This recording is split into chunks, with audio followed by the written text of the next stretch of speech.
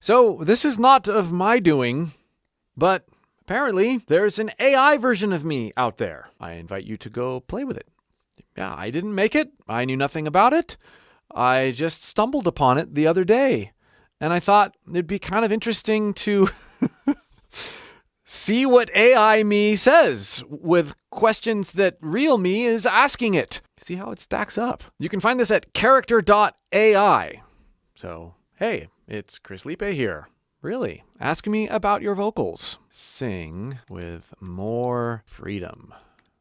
Okay. It feels like in your singing, you have a constant focus on how do I sound or what are other people thinking of my voice in singing instead of just how does this feel? The best way to break through that is going to be to try not caring whatsoever about what other people think when you sing, or that's easier said than done. But what is the worst that can happen? That's kind of close to what I would say. And, this kind of stuff, this is pulling from my 800 videos on YouTube and blog posts I've written. And sing with distortion without hurting my voice. Distortion, the sexy little sibling of healthy singing. Here's the tea. You don't need to hurt your voice to sound rough. The secret? Vibrations. Think of it like this. Your vocal cords are tiny, bouncy castles.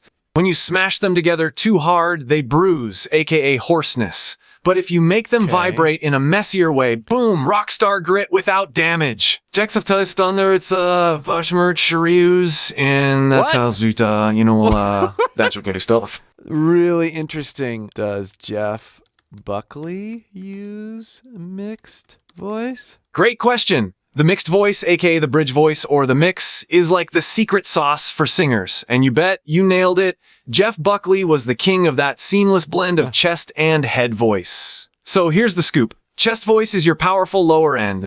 Head voice is your high-flying upper range. The mix is the bridge that connects the two, like a musical rainbow. When you sing in the mix, you get the best of both worlds. The richness from your lower notes and the brilliance from the top. Can you give me an exercise? Find my mixed voice. Start with a gentle ah around middle C. Okay. As you hold that note, slowly slide it up. Okay, maybe we'll go here. Focus on keeping the same gentle, light feeling.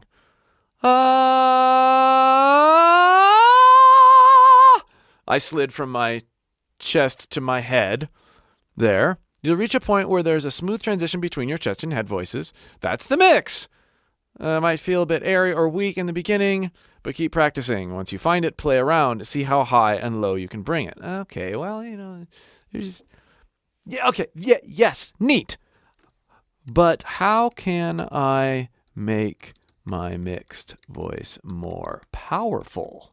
Practice scales. No, I wouldn't tell you to practice scales. I would tell you to practice phrases, spoken phrases that take notes out of the equation so you can find the sensations and different placements and coordinations without being tied to actually singing notes in the beginning. That's what real Chris would say. Work on breath control. The stronger your breath support, the more powerful you can sound in your mix. A more powerful mix is actually more closely tied to how you use your placement rather than how you're supporting. More on that in my free course in the video description or pinned comment.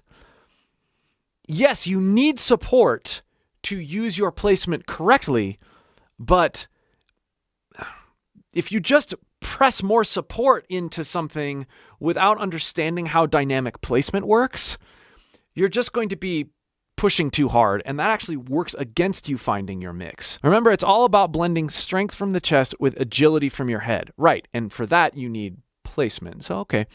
Think of it as a superhero team up where both voices work together like a charm. Okay, that's just distorted mixed voice. Now we're talking. Distorted mixed voice is adding a little edge to your superhero team up. Here's how you do it. Start with a strong, clear mix. This is your foundation. Make it sound solid.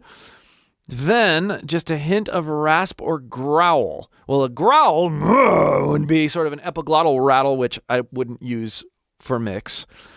Think of it like adding a sprinkler spice. The key is balance, too much grit. Should I try, trick question, using fry distortion or compression-based distortion when trying to add distortion to my mixed voice? Oh, the age-old fry versus compression debate. Both can work depending on the sound you're going for. Here's the deal. Fry distortion is what gives singers like Chester Bennington that classic rock edge.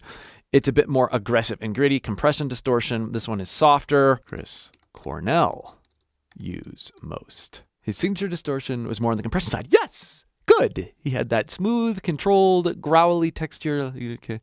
Oh, this is cool. I'm going to have me say this. Fake me. Chris Cornell's vocals were a thing of freaking magic. His signature distortion was more on the compression side. He had that smooth, controlled, growly texture, like classic grunge. But here's the kicker. He could blend different techniques like a mad scientist. The way he could switch between powerful belts, haunting falsetto, and that trademark growl.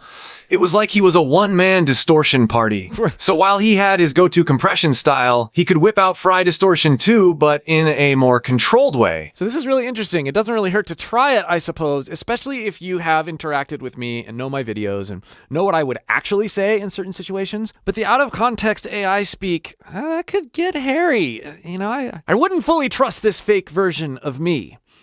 If you'd like to interact with me, I offer opportunities to do that for free on my YouTube channel right here, and even more in depth in my free course linked in the video description or pinned comment. I can help you and answer your questions there much more effectively and in better context than you're seeing here. But go try it. Character.ai. Just search Chris Liepe. And here are my real answers to how to develop a strong, yes, even distorted mixed voice, and how Chris Cornell does it too.